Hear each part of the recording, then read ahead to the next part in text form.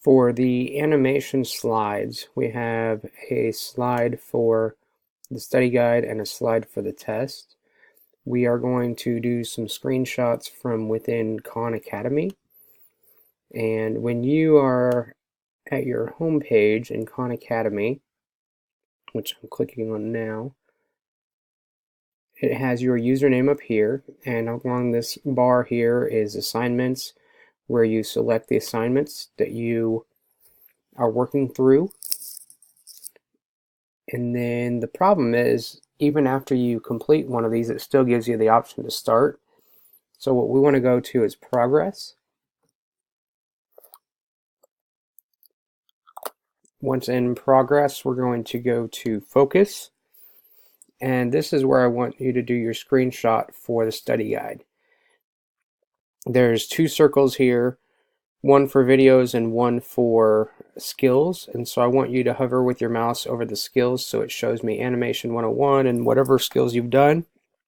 And it tells me the number of questions you got right. And so we will do a screenshot with that showing and paste that on the study guide. So it should look like this on your study guide page of the progress tracker.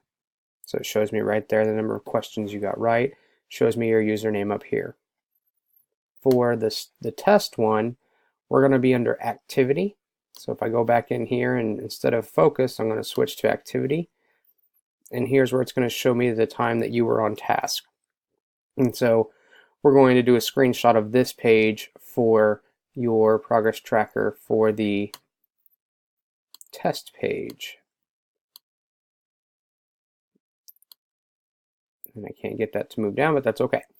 This is the animation test page. So you have those two screenshots. For right now, we're going to leave the project page blank. If you have any questions, please let us know. Again, that's on Khan Academy under progress and activity for the test page, focus, and skills for the study guide.